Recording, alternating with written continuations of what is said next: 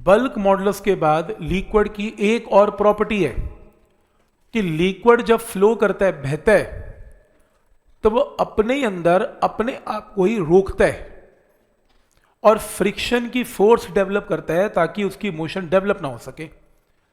आपको ये क्या बात हुई? ये कुछ ऐसी बात हुई कि आप एक पाइप लें, पाइप में लिक्विड को आप मूव करवाएं, तो लिक्विड आप मूव, या एक बाल्टी लें, बाल्टी में लिक्विड डालें, उसको गोल गोल गोल गोल घुमाएं। अब गोल गोल घुमा के छोड़ दें, थोड़ी देर में देखेंगे वो गोल गोल घुमा हुआ पानी धीरे धीरे रेस्ट पे आ जाएगा और अल्टीमेटली रुक जाएगा। नदी कभी कभी रुकी होती है, पीछे से प्रेशर नहीं है, तो रिवर फ्लो बहुत स्लो रहता है, स्लो होता है, बहुत स्लो है, और कई बार बहुत तेज होता है। आप पानी जमीन पे गिर के देख लें, जमीन भी फ्रिक्शन लगाती है लिक्विड पे, और लिक्विड अपने अंदर भी फ्रिक्शन लगाता है। मैं एक और एग्जांपल देता हूं, आप पाइप लें और शहद लें, आप शहद को ना पाइप में अपने 3 मंजिली घर के ऊपर ना चढ़ा के दिखाएं, मोटर भी लगा लें, कोई बात नहीं, मोटर खराब हो जाएगी, सड़ जाएगी, शहद ना ऊपर चढ़ने वाला आपसे। खतरनाक मोटर चाहिए जो उसको ऊपर चढ़ा दे, होती होंगी, मैं ये नहीं कह रहा, but it is very difficult. आप इसमें थिक है लिक्विड, जो शहद है, हनी, वो बहुत थिक है। पानी हम थिन नहीं बोलते और थिक नहीं बोलते, फिजिक्स में बोलते हैं जो हनी है वो विस्कस लिक्विड है, गाढ़ा लिक्विड है, थिक लिक्विड है, और वाटर पतला लिक्विड है, बहुत इजी टू फ्लो है, नॉन विस्कस लिक्विड है। तो लिक्विड की एक प्रॉपर्टी है, जो हनी है उसके अंदर फ्रिक्शनल फोर्सेस बहुत ज्यादा डेवलप हो जाती हैं, और जो वाटर है उसके अंदर फ्रिक्शनल फोर्सेस काफी कम रहती हैं, इसलिए पानी बहुत आराम से फ्लो हो जाता है। तो यानी कि ये तो हर लिक्विड की प्रॉपर्टी होगी, किसी के अंदर फ्लो करने की टेंडेंसी ज्यादा है और किसी के अंदर कम है, और किसी के अंदर है ही नहीं, चलने को तैयार नहीं है।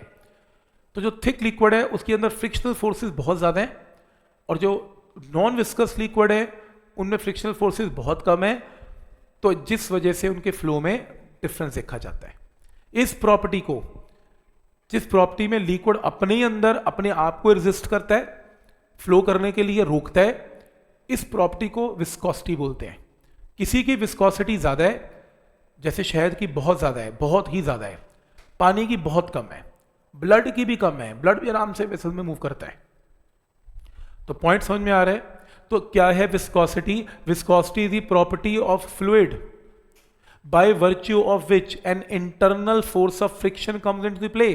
इसको लिक्विड की फ्रिक्शन बोलते हैं, सॉलिड फ्रिक्शन नहीं, अंदर ही अंदर लिक्विड के अंदर फ्रिक्शन डेवलप हो जाती है when fluid is in motion, जब मोशन में आता है, and which opposes the relative motion between the different layers. अब ये लेयर्स वर्ड बीच में कैसे आया समझाता हूं अभी, लेकिन उसके पहले हम एक काम करते हैं, इसको समझते हैं।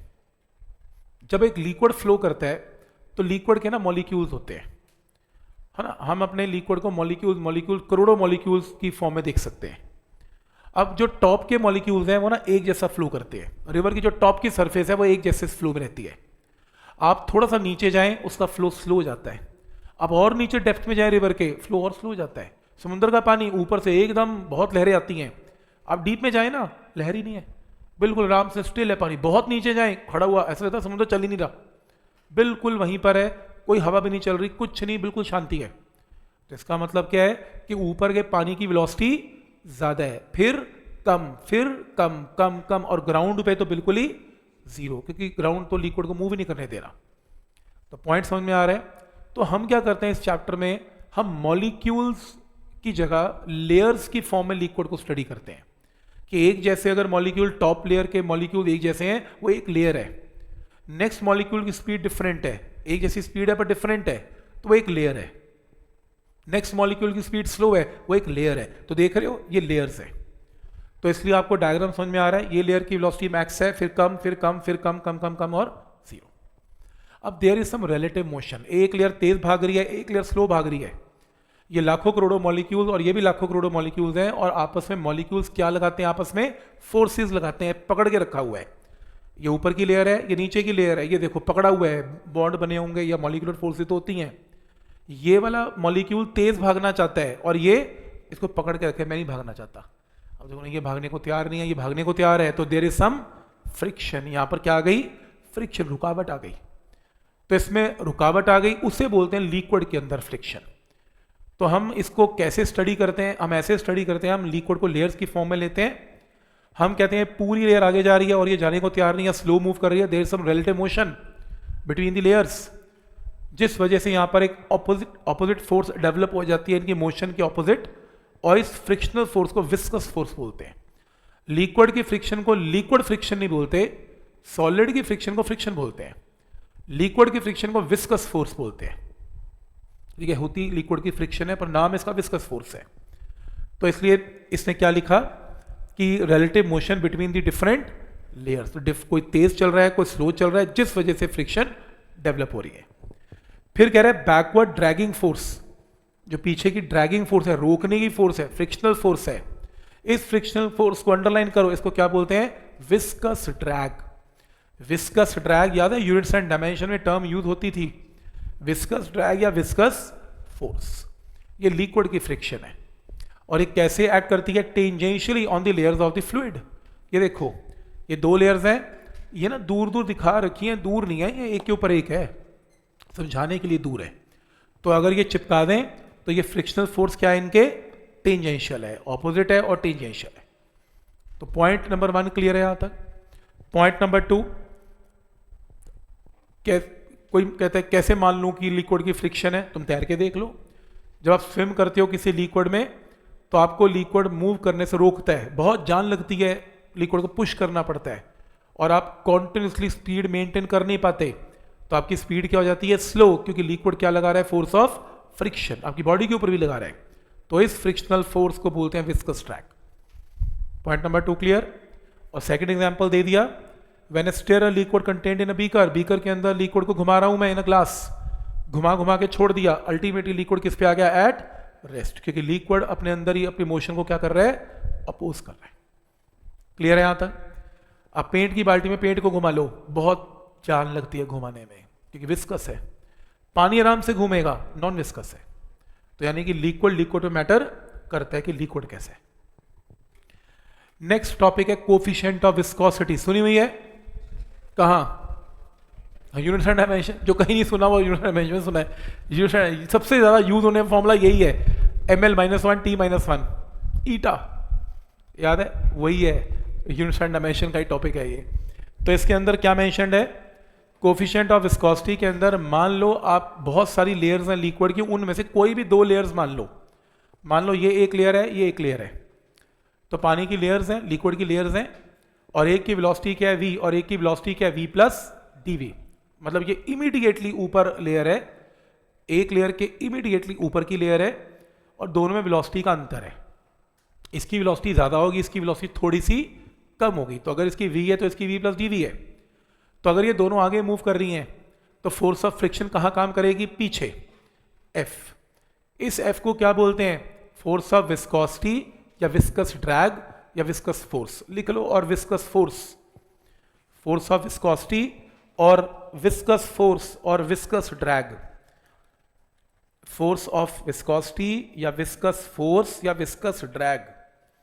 विस्कस फोर्स, विस्कस ड्रैग एक ही बात है।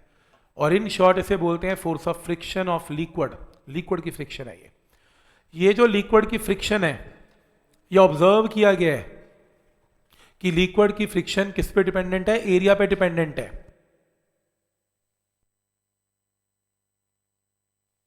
डिपेंडेंट है, ठीक।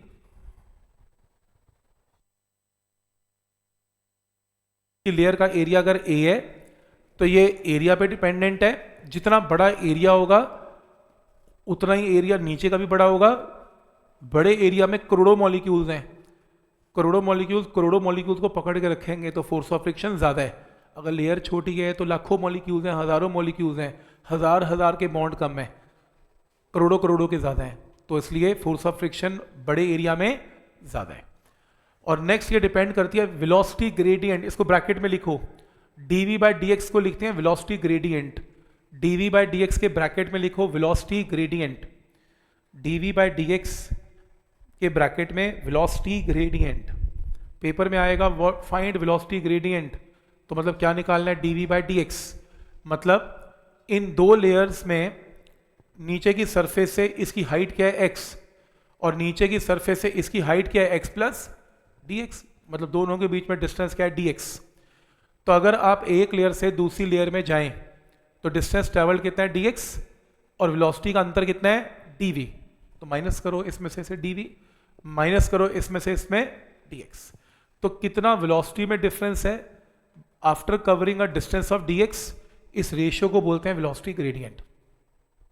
जितना बड़ा वेलोसिटी ग्रेडियंट है उतनी बड़ी ये फ्रिक्शनल फोर्स है, याद रखना है। तो फ्रिक्शनल फोर्स किस पे डिपेंडेंट है, विस्कस फोर्स किस पे डिपेंडेंट है, एरिया पे, वेलोसिटी ग्रेडियंट पे। इन्हें कंबाइन कर लो, कंबाइन करके एक कांस्टेंट लगेगा, उस कांस्टेंट का नाम है eta, that is coefficient of viscosity. ये लिक्विड की नेचर पे डिपेंड करता है। तुम एक शहद ले लो, एक पानी ले लो, दोनों का एरिया बराबर ले लो लेयर का, दोनों का dv/dx भी बराबर ले लो, पर शहद तो मूव करने को तैयार ही नहीं। तो कुछ ऐसे फैक्टर्स हैं जो सिर्फ और सिर्फ लिक्विड की नेचर पे डिपेंड करते हैं कि उन मॉलिक्यूल में क्या अट्रैक्टिव फोर्सेस हैं, जिनमें ज़्यादा है वो फ्लो नहीं कर पाएंगे। तो इसलिए उस कोफिशिएंट को बोलते हैं ईटा। अगर मैं 3 किस्म के लिक्विड लूँ, एक का ईटा ज़्यादा है, एक का कम, एक का बहुत कम। जिसका ज़्यादा है बहुत थिक लिक्विड है, हनी है, वो शहद है। जिसका ईटा कम है वो पानी हो सकता है, नॉन विस्कस लिक्विड है। तो ईटा कम होना अच्छी बात है, इसमें फ्रिक्शनल फोर्सेस कम लगती हैं। ईटा किसी लिक्विड का ज़्यादा है तो फ्रिक्शनल फोर्सेस ज़्यादा लगती हैं। तो ये ईटा लगेगा, जो किस पे डिपेंड करता है, नेचर ऑफ द लिक्विड पे डिपेंड करता है। तो ये माइनस साइन का मतलब नेगेटिव यानी कि अपोजिंग फोर्स है, तो माइनस। तो पहला फॉर्मूला नोट करें कि 2 लेयर्स में फ्रिक्शनल फोर्स या विस्कस फोर्स का formula minus eta area of layer into dv/dx। Formula register में एंटर करना है इसके साथ साथ।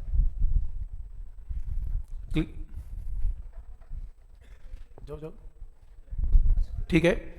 F is equal to minus eta A dv/dx।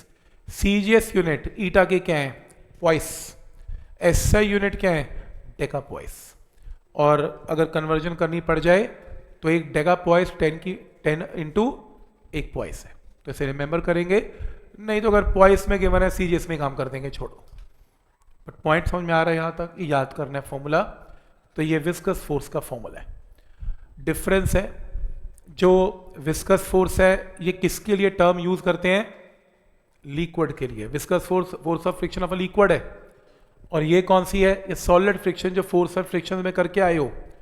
दोनों में क्या डिफरेंस है, number 1, viscous force is directly proportional to the area of layer, जबकि सॉलिड फ्रिक्शन में एरिया कहीं मैटर नहीं करता था।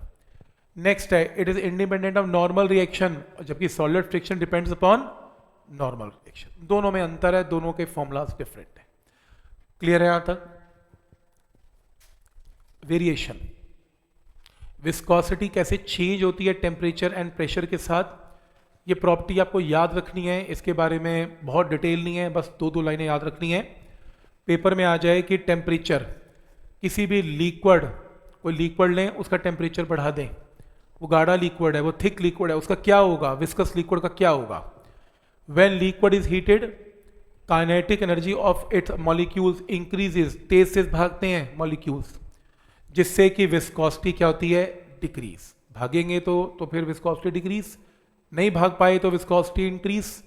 तो लिक्विड के केस में आपके टेम्परेचर बढ़ने से विस्कोसिटी घटती है। नेक्स्ट है, viscosity of gases increase with temperature. ये प्रॉपर्टी याद रख लें। हम गैसेस के ऊपर काम नहीं कर रहे इस चैप्टर में, तो गैसेस का क्या फॉर्मूला है फ्रिक्शन का, वो हम नहीं कर रहे। हमारे सिलेबस में भी नहीं है कि अगर 2 गैसेस मूव करती हैं तो क्या, ये गैसेस के मॉलिक्यूल मूव करते हैं तो क्या फ्रिक्शन है, होएगी नहीं, क्योंकि गैस के मॉलिक्यूल काफ़ी दूर दूर होते हैं, तो उसमें ये फॉर्मूला वैलिड नहीं है। पर हाँ, विस्कोसिटी के बारे में फैक्ट याद कर लें, सफिशिएंट है। जैसे प्रेशर, पानी को छोड़ के, पानी एक्सेप्शनल है, viscosity of liquid increases with pressure, pressure से विस्कोसिटी बढ़ती है। आप कोई पतला लिक्विड लें, नॉन विस्कस, प्रेशर बना दें, मॉलिक्यूल टाइट आ जाएंगे और विस्कोसिटी बढ़ जाएगी। और viscosity of gases is independent of pressure, pressure बढ़ाने से विस्कोसिटी मैटर नहीं करती। और अगर करती फिर तो केमिस्ट्री वाले सबसे पहले चैप्टर क्या कराते, PV इक्वल टू nRT की जगह विस्कोसिटी। वो कहेंगे PV equal to nRT and eta भी लो, कहाँ बोलते नहीं, ईटा चाहिए ही नहीं है, तो इसलिए इंडिपेंडेंट ऑफ प्रेशर नहीं चाहिए।